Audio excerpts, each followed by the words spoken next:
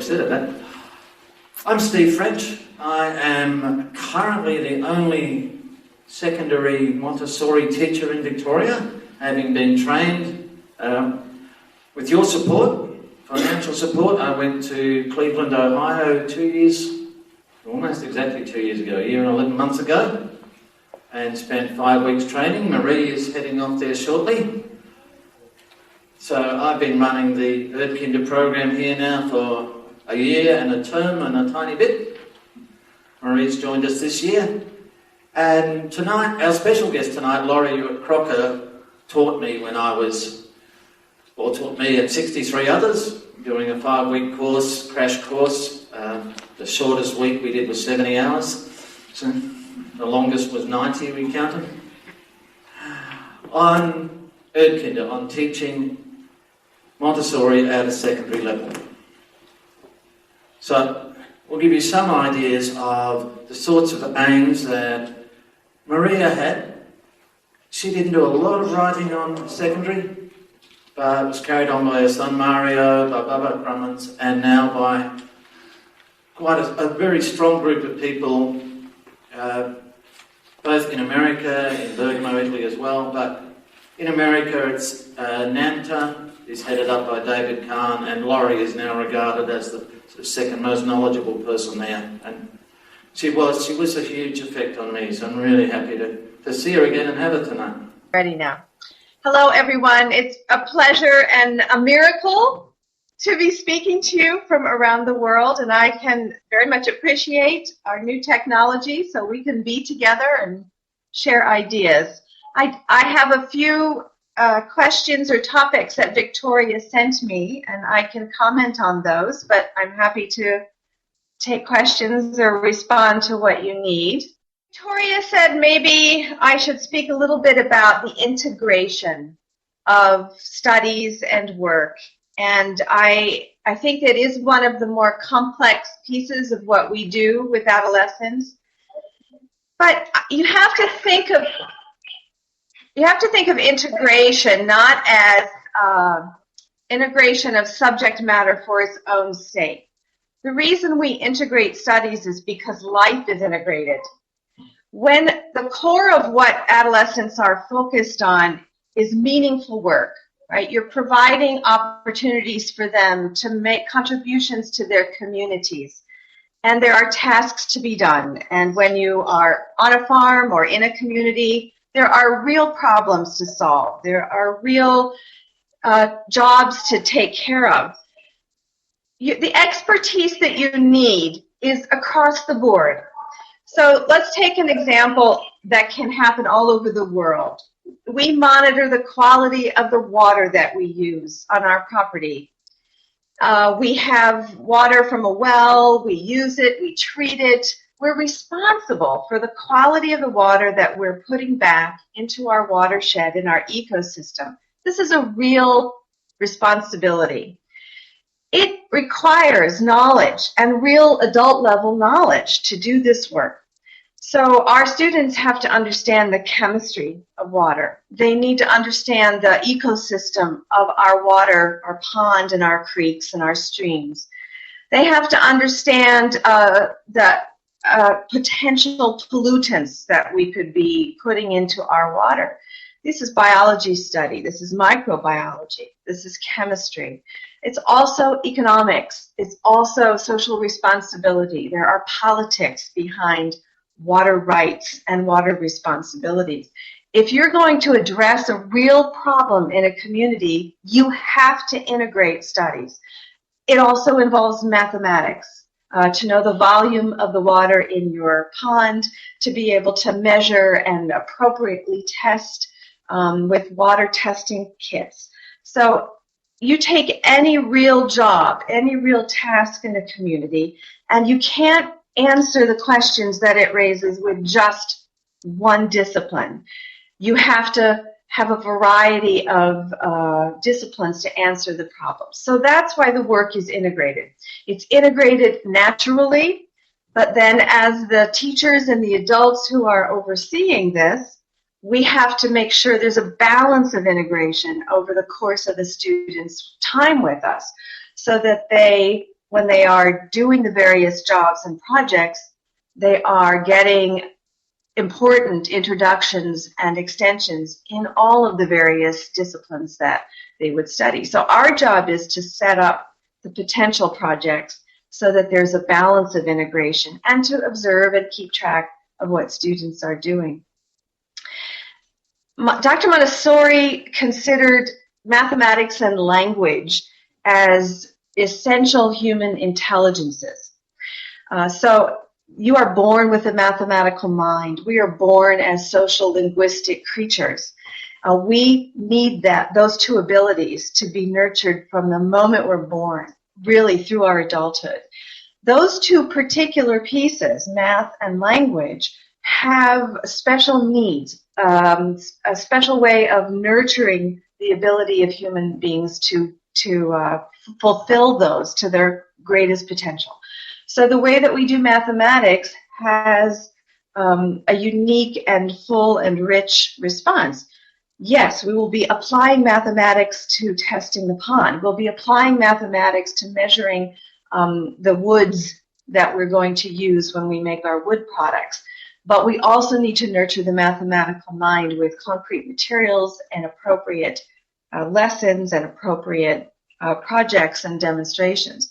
And the same with language. Language is a skill that must be applied across the board.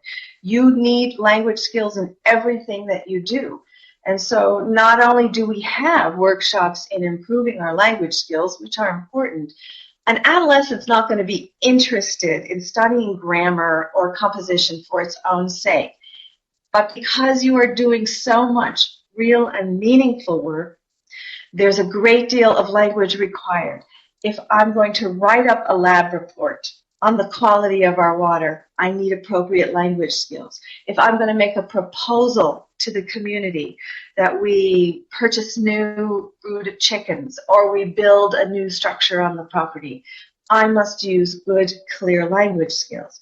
I need to be a good reader and a good writer because there are people who need my expertise clearly articulated.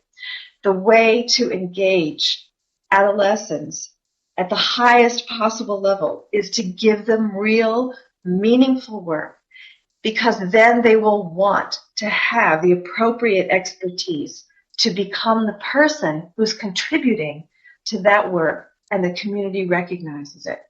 And as often as we can have that community beyond the school tell our students, this is good work, this is the kind of work the real world needs, right? The more they're going to get feedback that tells them how their contribution has quality in what they do.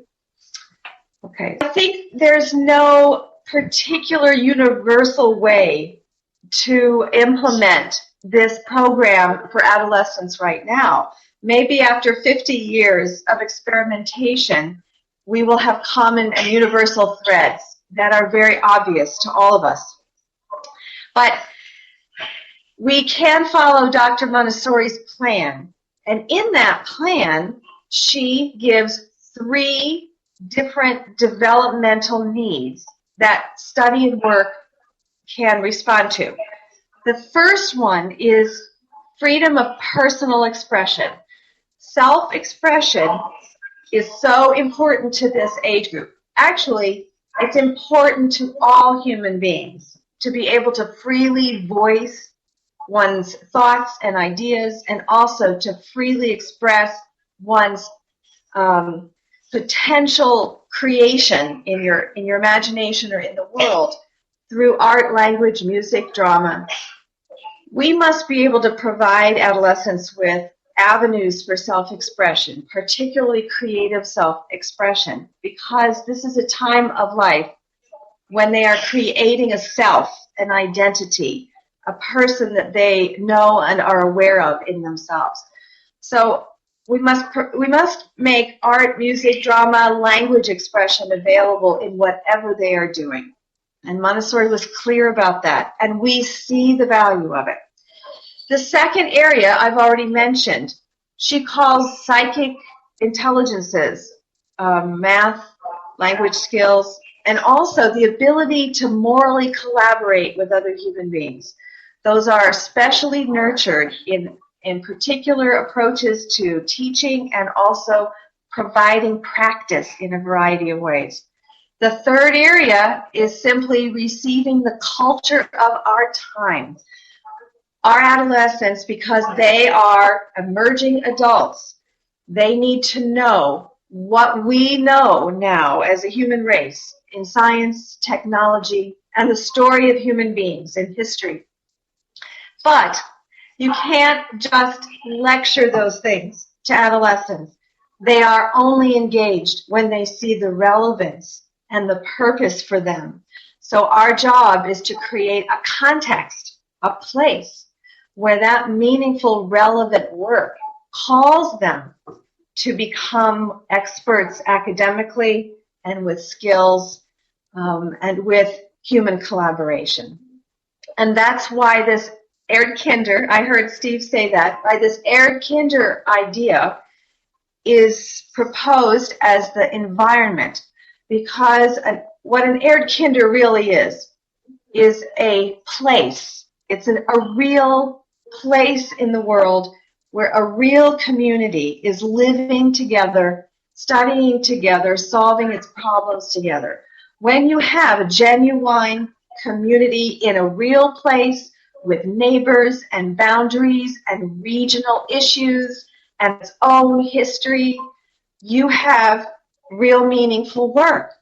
And you have the potential for lots of ways that adolescents can engage in that community, know it, own it, be stewards of it, be responsible for how it's cared for and how the people are cared for.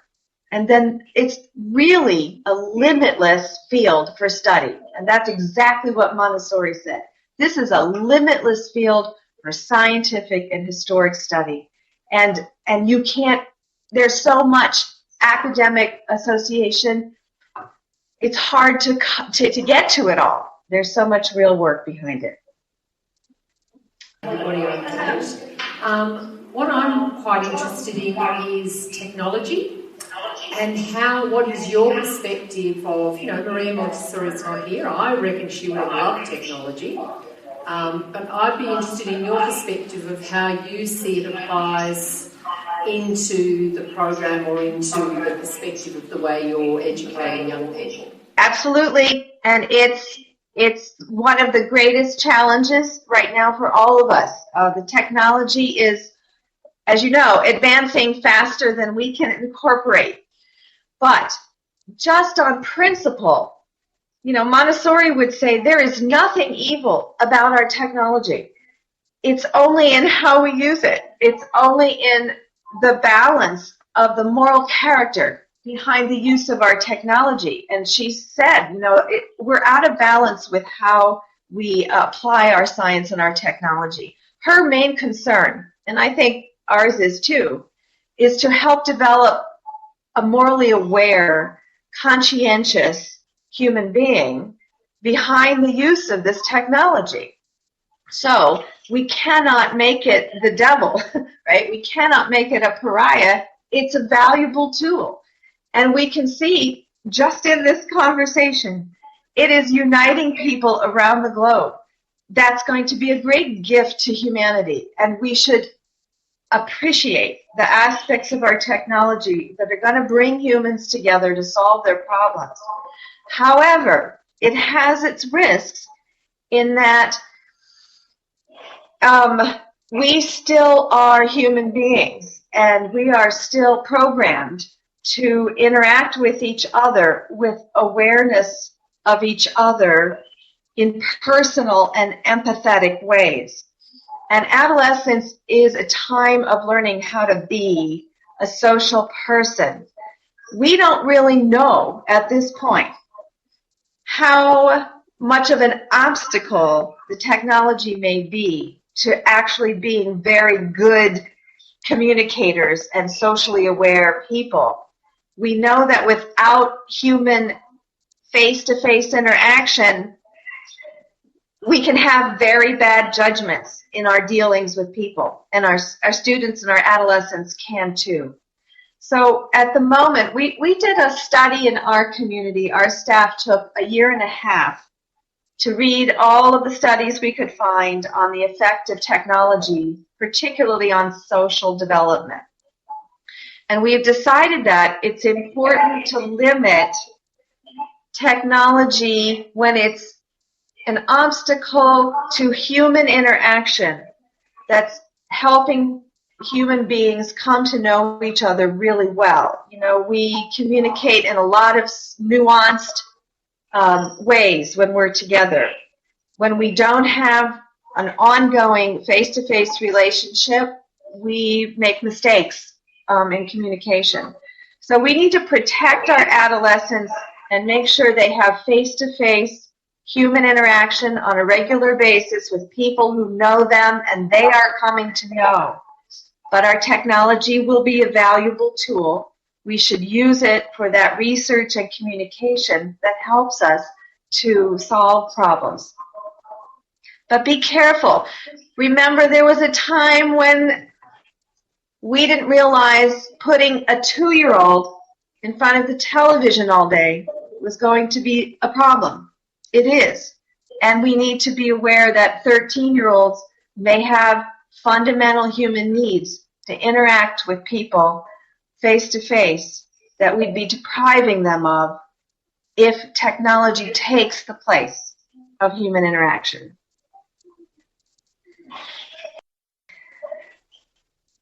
Well, I could talk about the microeconomy. Victoria said maybe I should mention that. I was happy to hear your little bit of your report on what's happening in your business world. You know, when I was speaking of meaningful work in a community, there's no more fundamental work for modern human beings than our economic interchange with each other. Montessori, just like the technology, Dr. Montessori saw economic enterprise not as an evil. Money is not evil in and of itself. In fact, the fact that we divide our labor, we have production, and we exchange goods and services, we are an interdependent species, partly because of our economic division and interdependence. Our modern world runs on an economic system. Our adolescents know that. If they're not introduced to it, if they're not involved in it, they know they're not really participating in adult life. If you ask an adult, or if you ask an adolescent, when does adulthood really begin? When you get a job. That's what they say, and that really is true.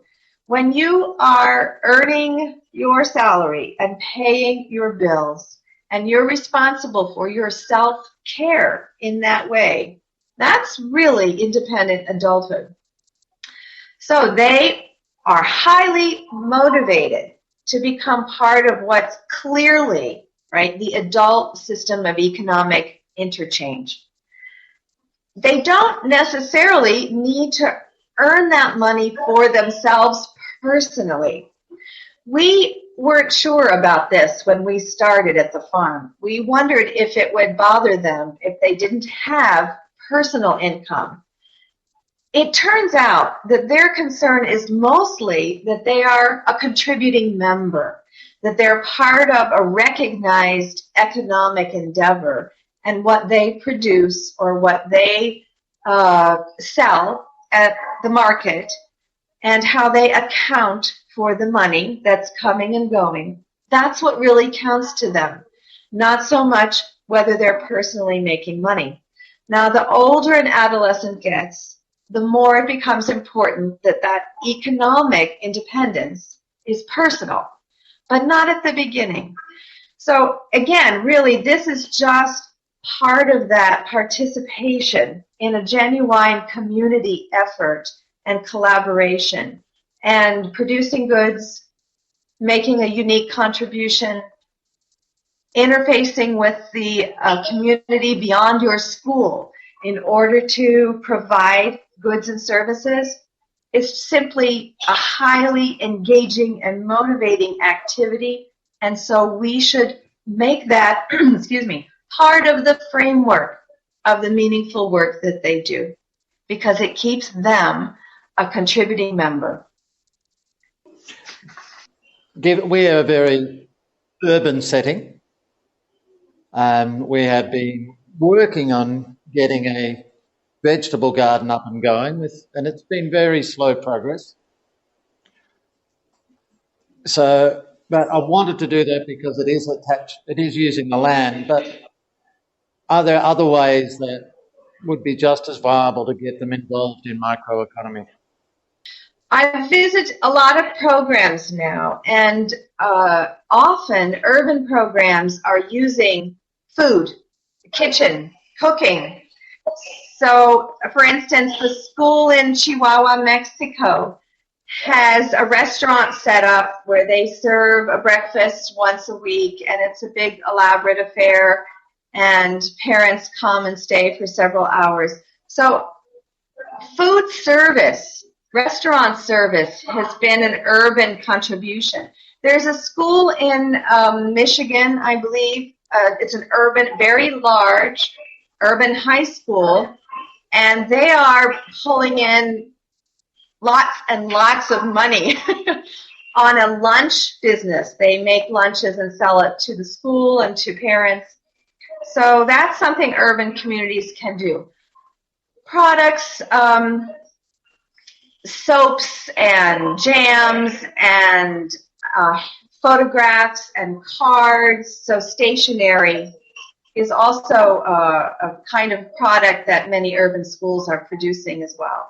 You just have to find the creative niche, the market niche for your community. But I encourage you to consider the urban gardening, because that's also becoming, well, it's the new thing. Urban gardening is a big deal in the United States right now anyway, and there's lots of support for finding ways for that to happen. Thank you. Let's see, Victoria said maybe talking about the outcomes of a Montessori education. I know, we all worry about that. What's really going to happen to our children when they leave us, right? If you're looking for statistics right now about testing and scores, you're not going to find them, although there is a project that's been initiated to collect standard test scores of Montessori students around the world, just to have a baseline picture of how Montessori students are doing. If you talk to any community of parents and students, you're going to get just so many personal observations about how well students are doing. At Hershey, a couple of years ago, we did a survey. We've been around for 35 years, and we've had staff and board members and parents also have been around for a long time. So we did a survey of these people to ask them if they would describe the characteristics of a graduate of our school, because we keep track of them, we know them. And then I compiled those surveys, and the portrait of a graduate of a program going through age 15, the number one characteristic that's noted by people who know these young people out there in the world is that they are confident, self-assured, and self-aware. And that's exactly what Montessori said would happen, that what you are cultivating in a young person is self-confidence. That means they are confident to form their own opinion, their own way of thinking, their own voice. And they are not afraid to say what they think. They are resourceful in finding what they need. When I talk to our students who go on to school after they leave the farm, what they tell me is that I'm so comfortable with adults. I'm so comfortable in considering what I need to get my job done, my work done. I can ask. I can approach people. I know how to be diplomatic in that process, and they do. The second characteristic that's most often cited about a Montessori graduate is that they're compassionate, empathetic, they're caring, they're aware that other people have needs, they know how to collaborate, they know how to cooperate, and they're respectful. These two characteristics alone, self-confidence and compassion for other people, interestingly enough, show up in a study of what makes a mature adult. There's a long-term study by a researcher named Doug Heath in the United States. And he studied, it's going on now 50 years, and he has been examining, he and his team have been examining the characteristics of adults who are healthy and mature in all aspects of their lives. And this self-awareness and the ability to be compassionate and to know what you need and what other people need is the foundation for maturity across the board. It makes sense that the kind of community experience we're offering, it not only elicits knowledge and skill, but it really forms a kind of character that produces an informed and compassionate citizen. That's the goal. That's the outcome. And I think that's what we're seeing as well. If you needed to take a more explicit approach to building community at any time, or does the community develop and the children's approach to community itself develop as a natural progression of the programs that you have in place? A good question. I think there's a two-part answer to that question. I think when you base your program in a genuine place, okay, a location, a geography, a local village, city, and you are setting up your studies and your work based on that place. We call it pedagogy of place. That builds community naturally when you're solving those real problems, doing those studies. However, in the early years of a program, the adults also have to create a community culture. And over time, if this culture gets established, the students will continue that culture on their own, but it always needs adult support. By community culture, I mean how you treat each other, how you respect each other, what parameters are put into place so that everyone's voice is heard, how you set up a seminar discussion so that it's gracious and courteous, and the expectation is fundamentally safety, respect, encouragement, and support. Adults must model that culture, and they must be the purveyors of the culture, particularly at the beginning. But once it's established and your older students are part of that culture, they are the strongest proponents of the community culture over time. How do you integrate things like music, art, drawing, drama, that aren't so physical and hands-on, more imaginative type subjects? Excuse me. There are a variety of ways that you incorporate the arts. I'm sorry.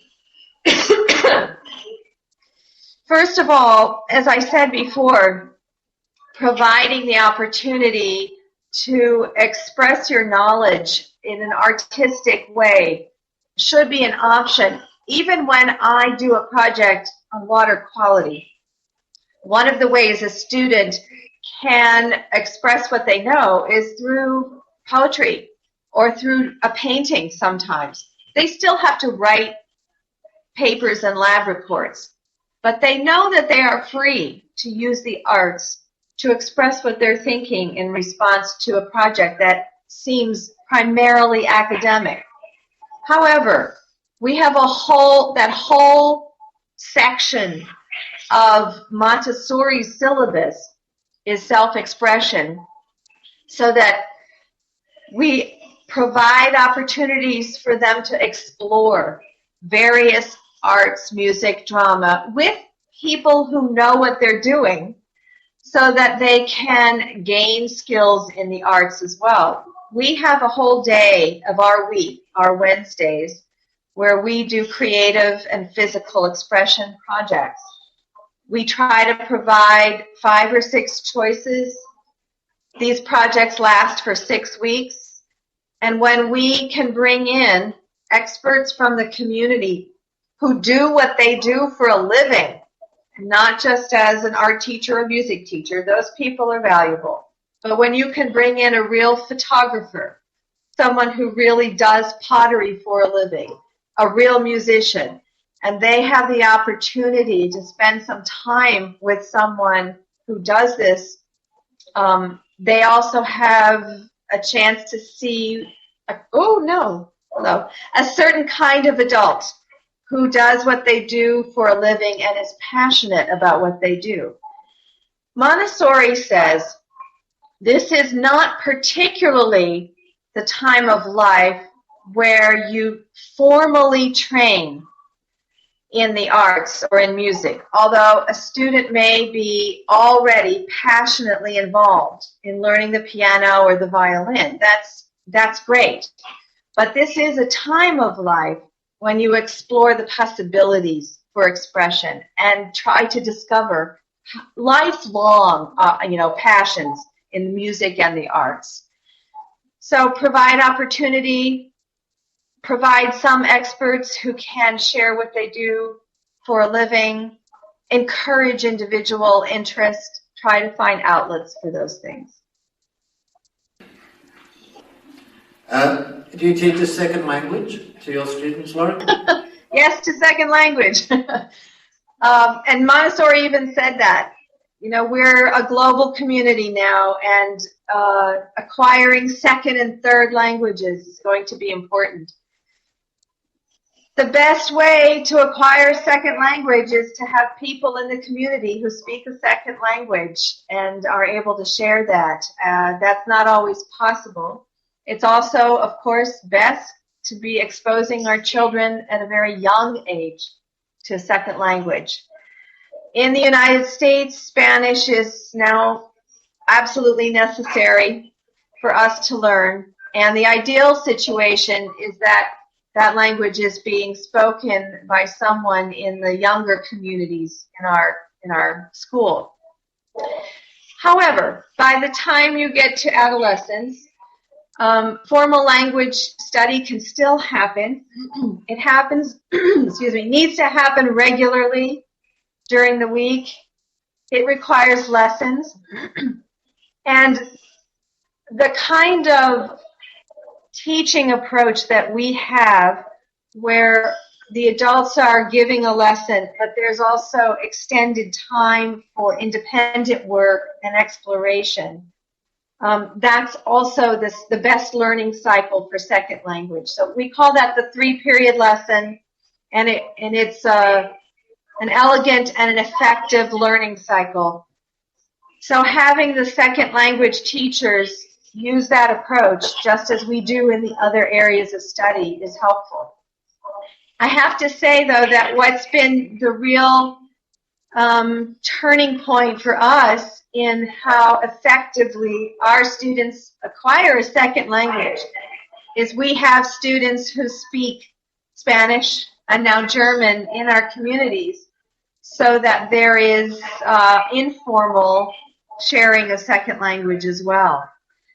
So we need to introduce second languages to our students, and to do it in a way that they are meaningfully challenged to take it on. I'm going to formulate this question, that's why I've been sitting back. I love the way that the Montessori system works, in that it's looking at real life going forward for the adolescents when they leave school, and how they apply their learnings outside. But I'm interested how you translate, for your example of the with the water quality, do they understand that they're actually learning chemistry? Do you spell it out for them so that if when they're having a formal examination they see this very formal question on an examination paper, can they think, oh, well, yeah, I know that because I did it when we were doing water quality? Yes, they study chemistry.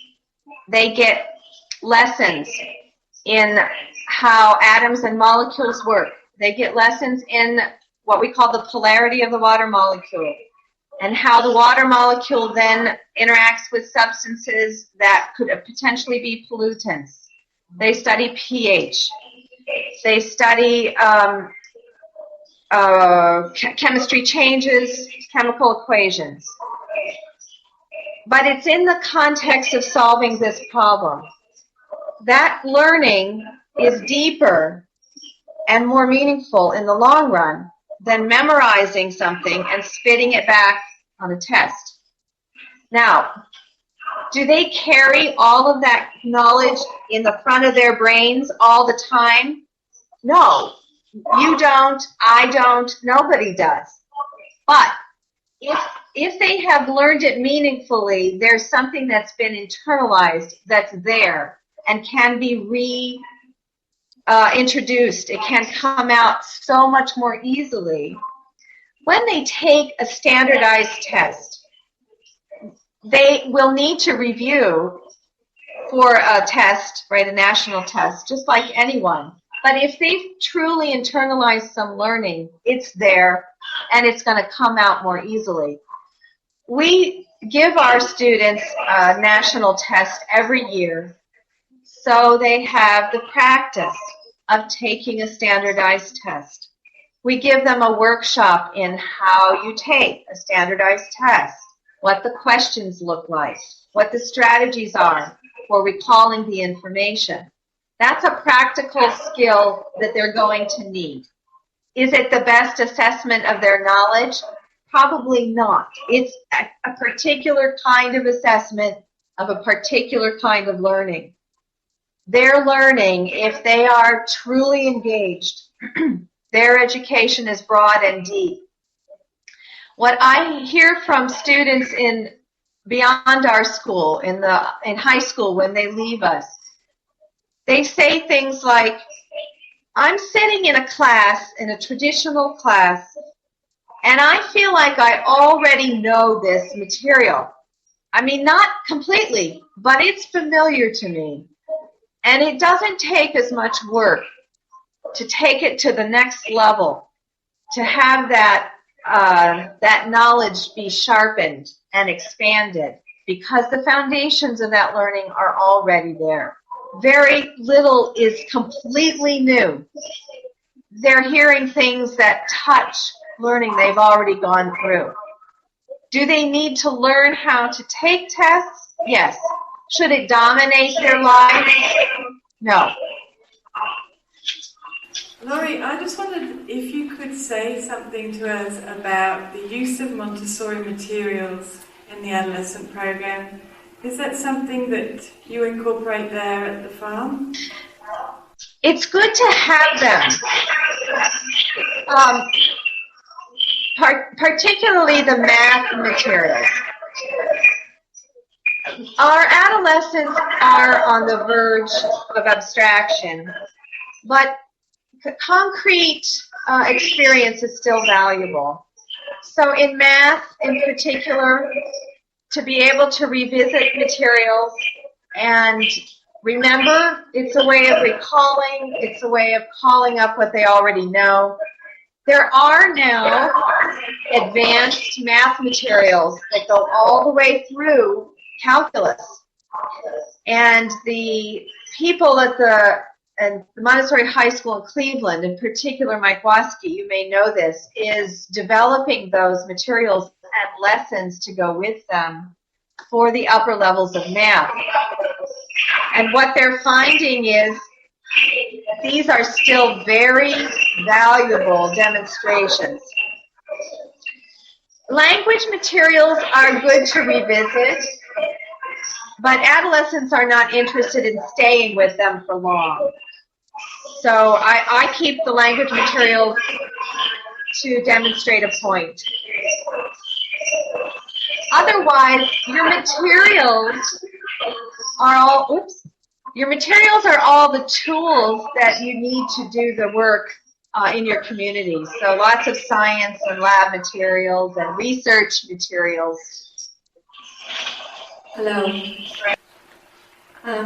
My question is quite a simple one. How do you find that the students transition from the farm to regular high school? Do they feel bored? Do they feel isolated? How does it work for them? Well, we've been watching our students transition carefully for about 15 years, and we talk to them on a regular basis. It takes about 6 weeks for them to understand the system they're in. It's a different system, and they need to learn how it works. However, they're so adaptable, they're resourceful, they feel that they're going to understand it. It's just a matter of time. By the middle of their first year away from us, they're feeling very confident. They know what they're doing. They don't necessarily like everything they're doing. They'll come back and they'll complain about not having a voice, having their own ideas about an assignment, but being very restricted about what they can do. They'll come back with ideas about how their projects and classes could be better. But in general, they're so resourceful. They do very well. I mean, we graduate maybe 12 and 15 students a year from the farm. And 2 or 3 of those will be the top people in their class wherever they go. Their teachers love them, right? Obviously, because they're engaged, they're interested, they have a work ethic. They want to be involved. They want other people to be involved, and they often have a very positive effect on their classmates. It's not unusual for our students to receive awards in high school, sometimes for academics, but more often the awards they get are the awards for community service, right? Being a community leader, being the best all-around student. They're wanting to improve wherever they are. They're very involved in sports and teams. Like we have an academic science Olympiad, and at the local high school, which has 2,000 students in it, of a team of 8 students, 4 or 5 of them are from our school. So they tend to be the academic, they identify themselves as the higher academic group. The world is a very competitive place. Is competition again contradictory? Is that against the philosophy of Montessori? There are mixed responses to that. I would say that fundamentally an educational approach that pits individual students against each other to compete, to outdo each other, yes, is fundamentally not a Montessori approach. However, our students recognize the value of certain kinds of competition that prompt them, right, to higher performance. That the Science Olympiad that I was talking about, to compete in ways that actually prompt everybody to perform better can be valuable. Sports can be a really valuable experience because, yes, it's competitive, but it's also collaborative. And individuals work within the context of teams to do what they do. So there are valuable ways of competing when the competition is inviting everybody to do better, to better themselves, invest themselves.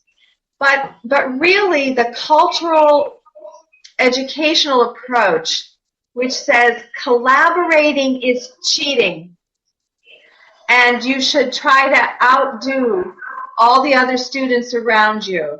Yes, that's just not considered a healthy approach socially. I think the most amazing thing to me is that our students, when they go on, they perform well, right, without taking on the worst of a competitive approach. They perform well because they want everybody to do well. They want the task to be done well. They want to be challenged. And that's competing against yourself in order to better yourself. I think that's what they do. Hi, I'm just curious whether, when your program was, I guess, in its infancy, whether you also looked at other models or drew from other, theoretical places. I'm just curious, how you took Montessori and whether it was purely working just from Maria Montessori's philosophy, or whether you've incorporated other disciplines maybe. Well, we started out to experiment with Montessori's vision. That was our goal. So I have to say that we originally tried to make this as Montessori as possible. But not many people have done this. So we have to pay attention to what's working well and what's not. I do have to say that one of the things we do is we pay attention to the other research that's happening about adolescent behavior and adolescent learning, particularly in neuroscience and developmental psychology. I'm quite sure that Maria Montessori would be doing the same, paying attention to what science has to offer. But interestingly enough, almost every new research study that I read is pretty much backing up what Montessori's insight said. It's pretty remarkable how on target she was. I can't say that we have tried other models. I think what we do is we try what makes sense for us at the moment. And so we're learning within our own context what to refine. I can't say enough, however, about the effect of a meaningful work as engaging for adolescents. It just works. It works. And responsibility to your community. It just creates these lovely people. I understand is how do children learn to be disciplined in themselves, to fit into structures such as when they go to work? Do they struggle with that?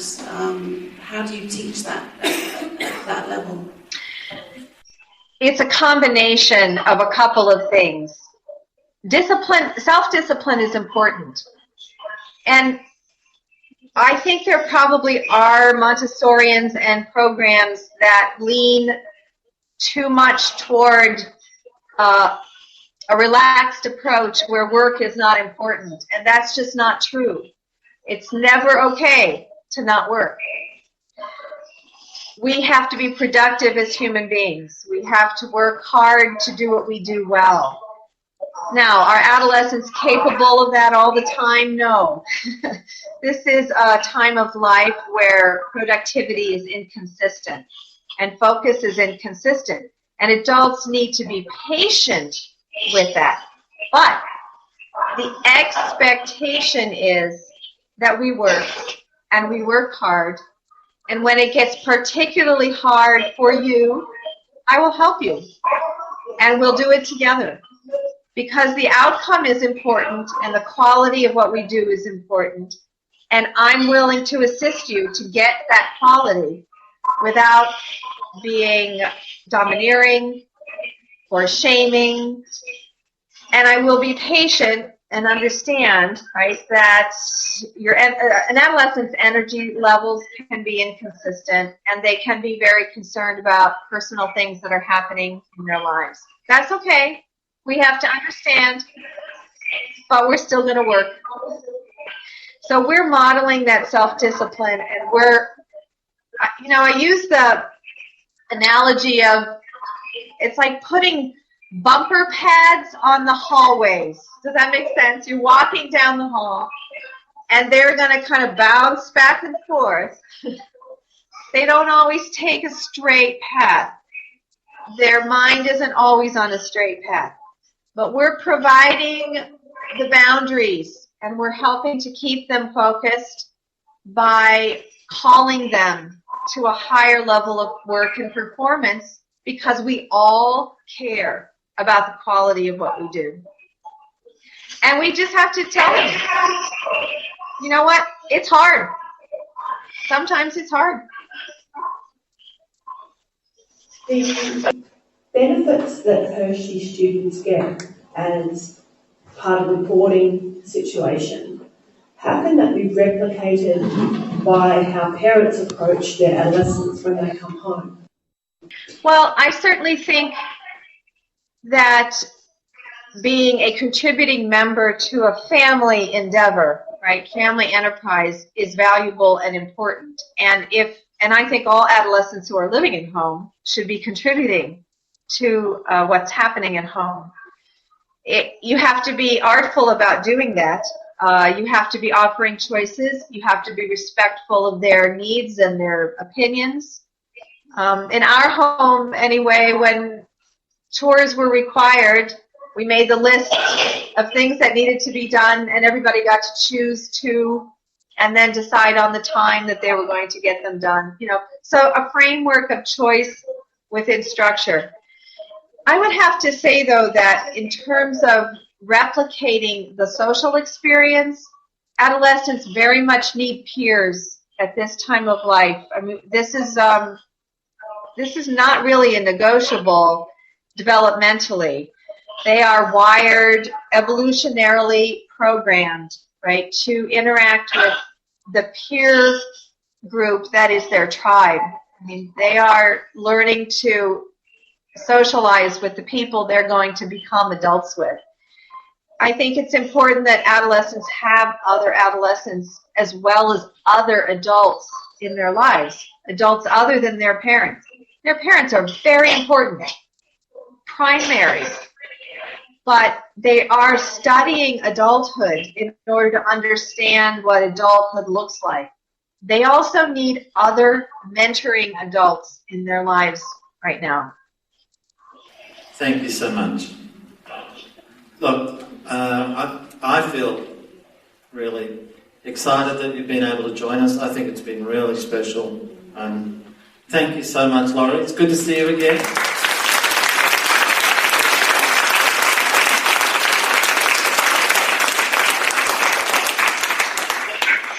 Thank you for inviting me. It was a pleasure, and I wish you luck, and I hope to meet you in person someday. Thank you so much. Take care. Good morning. Bye.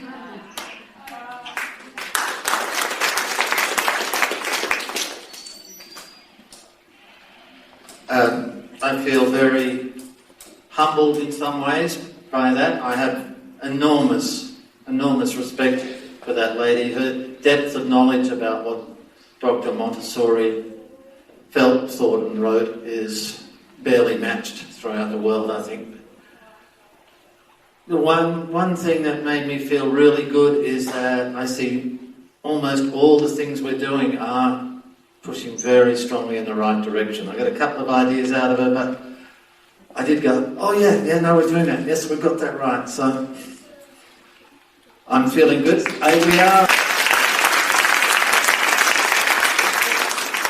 And Peter is going to have a... Last thing, seriously last thing on that. My vision for this school, and it's Victoria's fault because she got me the book. It's called The Garden School, and it's in America, and it's it was a small landlocked school. They only had bitumen. I am after your help. I don't care who you are. long as you can get a police records check, sorry, I'll just put that in there. But I don't care who you are, but if you would like to see this place, we've got 18 acres of space. If you would like to participate in turning this into the thing that I see in my head, in terms of gardens, vegetable gardens, herb gardens, recreational spaces, small, intimate spaces that kids can sit in and do this sort of socialisation, and you can spare us some time, God, if you could spare us some organisational time and to organise other people, it'd be even more happy. But if you've got that time, or you think a grandparent might be able to get that time, can you please come and talk to Steve? Talk to him, right? But I see what this place could be, and it could be awesome, okay? But my staff haven't got the time, we haven't got the budget to employ gardeners, and to be honest, I don't want to, okay? It has to be our place. So if you've got a green thumb, or somebody that's got too much time on their hands, come and see us, and let's make this place look like it could be.